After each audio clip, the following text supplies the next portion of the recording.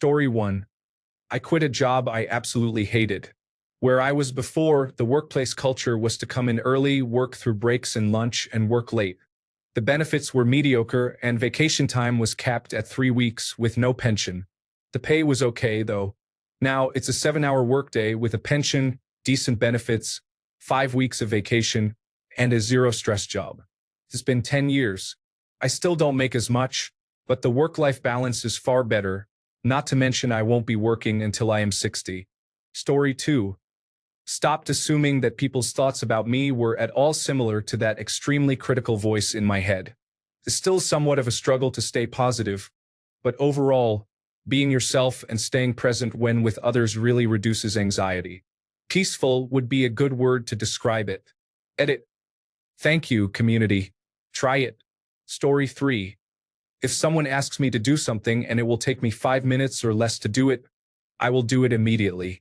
It does not sound like a lot, but I never realized how much stuff I put off until later and then promptly forgot about. Also, once you have done one 5-minute task, it is easier to just go and do the next. I became much more productive and saved myself a lot of time and effort at the same time. Story 4. I gave up on finding a wife or girlfriend and just started doing my own thing. I go to eat alone, go on vacation alone, go to the movies alone, and honestly, I have never been happier. Story 5. Buying all the same socks. No more folding, no more matching, no more looking for missing sock brothers. Just throw them all in a drawer, reach in, grab 2, and get your day started right. Story 6. Not being afraid to admit when I am wrong. For years, I was obsessed with being correct about everything. This semester, one of my professors said that it is okay if we are not experts in the material yet. From then on, I have actually been better at admitting when I do not know an answer or saying the wrong answer in class without cringing or hating myself. Story 7. I got a lot of houseplants to put all over my house. It makes my home environment look beautiful and feel homey, fresh, and just all around better. If you have any pets, make sure to look up what plants are safe for your furry friend before purchasing a plant. Thank you so much for my first silver ever. Story 8. Eating vegetables. My mom rarely fed us vegetables, and we had constant digestive issues. As soon as I moved out on my own, I started eating vegetables and have rarely had an upset stomach since. It was literally daily agony eating nothing but meat and carbohydrates. Story 9. Admitting that I needed a therapist. As a teenager with strict parents, if I was caught saying anything against them, I was automatically grounded, so I couldn't let out my emotions, and I felt like a double agent in my own house. With a therapist, I could work through my problems without the risk of being in trouble.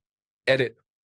I know it's cliché and annoying, but thank you to everyone who upvoted this and the people that gave me a gold and a silver. I wish you all the best in your journeys to good mental health. Story 10. Preventative physiotherapy. I went to see a physiotherapist. Does anyone have advice on how to find a good physiotherapist so I can add it here? I'm 31, in decent shape, and never had any serious injuries. However, my family has a history of back and knee problems, and my knees and shoulders have been a consistent issue. I used to teach snowboarding and gave it up because my knees were always inflamed. Long-haul flights became prohibitively painful because of my shoulders and knees. It got bad enough that I struggled to play long board games because I'd usually have a totally cramped shoulder and inflamed knee from sitting still and looking down too long. It built up so slowly, though, that I just gradually accepted it. I finally went to see someone when my shoulders were particularly stiff and painful. Turns out my feet rolled inwards, pronation. I had really inflexible hamstrings causing my hip to be massively rolled forwards, and I walk with my head jutted like an inch more forward than is healthy. I spent 100 pounds in 2 hours there, one being assessed, one being taught corrective exercises, and 2 months later, all my knee and shoulder problems have disappeared. I'm actually shocked at how much joint pain I just gradually accepted and forgotten was a problem. I wish I'd gone sooner. Once I have some more cash, I'm definitely getting back on a snowboard. I seriously missed it. Physiotherapist finding tips courtesy of user GetWayToUgive15, who is a doctor of physiotherapy. In regards to finding a good physiotherapist, do some research, look at their website to see if they talk about their treatment approach or philosophy. or you can call to talk with someone on the staff. Usually, the receptionist or scheduler can speak in general terms of what you should expect with your visits. The main thing you want to look for there is an active approach. By active approach, I mean that you want someone to get you up and moving with corrective exercises, not just laying on a treatment table having the physiotherapist work on you, which would be a passive approach. If you have a physiotherapist that essentially does different types of deep tissue massage, they likely aren't going to be able to fix the root cause of your issues, though it can be helpful in the short term. Also, ask to see how much time you get to see an actual physiotherapist. Some places will shuffle you around with other support staff such as aides or technicians and only get 5 to 10 minutes with an actual physiotherapist. Not that there is anything wrong with these support staff. Some are great and can be extremely helpful with your issues. But you also don't want to spend more time with them than the physiotherapist. Not exactly related to finding a good physiotherapist in the first place. But when you go, don't expect things to be fixed overnight. For these corrective exercises to work, in most circumstances it takes time. You probably develop these symptoms or pain over a long period of time, and it takes a while to retrain your body. Just like building muscle, it takes a while to see a big change. Keep in mind, the overall goal should not be to just make it feel better in the short term, but it should hopefully prevent it from coming back in the future. Story 11. Making decisions based on what I really want, not on what I think others want or expect of me. It was always so easy to put others' needs first because it meant that I never had to take the trouble to figure out what I really wanted or to negotiate with others to get it. Just go along with everyone else. That's easy and makes you likable. But it doesn't make you happy because it means your needs are often not being met. The real turning point for me was the realization that wanting something does not instantly equate to a decision to go out and get it. Verbalizing a desire is not tantamount to forcing your will on others. For example, if someone asks you what you want to eat instead of saying, "Oh, whatever you want, I don't mind," there's nothing wrong with stating your preference, saying that you're open to other ideas, and entering into a negotiation to find some common ground. People actually appreciate you being clear about what you want. It makes things easier for everyone. For bigger stuff, once you realize you want something, sit with it for a bit. Then ask yourself, how moral do I think my desire is? Can I proceed without damaging my integrity? What are the practical or other ramifications for myself and others? Can you live with whatever decision you make? If you are missing vital information from others, ask them for it to help you decide. Most importantly, don't waste time wondering about whether you're allowed to want something. You do already, so that's that. Just acknowledge the desire, then set about deciding whether you're going to go out and get it. That way, even if you decide not to, you'll know what the desire is and why you're not fulfilling it, rather than shutting it down automatically at the source. I'm so much happier now. Wow. I made this comment, went to bed, and woke up to platinum, gold, silver, and 11,000 upvotes. Thanks, everybody, so much. Some people below have asked what turned me around, how long it took, etc. There is definitely a story, so I'll tell it below for some context. I'm a born and raised Australian and had been living in the Netherlands for 4 years. Life was getting me down. I'd lost my boyfriend, wasn't enjoying my work, and there was stuff about Holland I didn't like.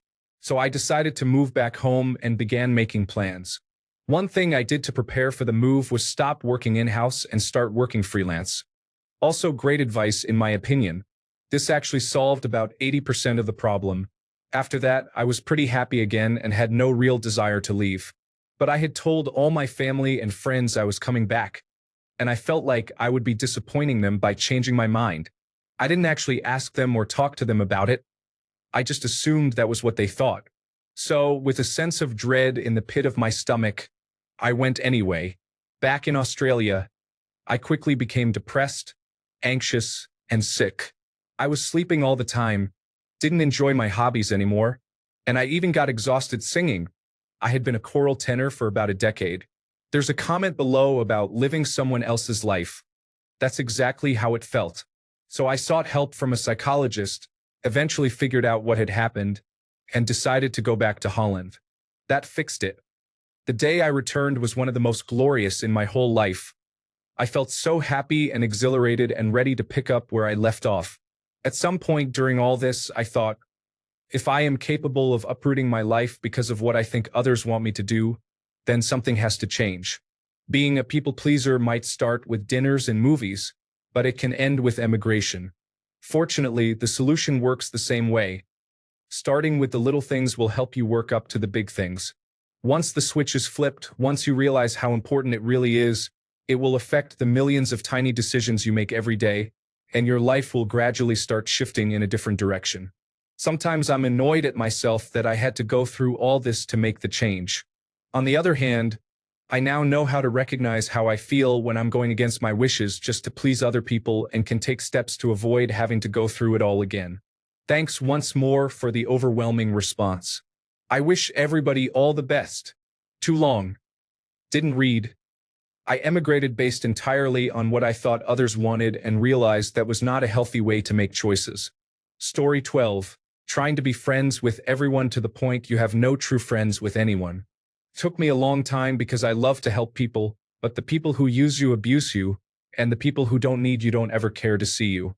It's still hard right now, though.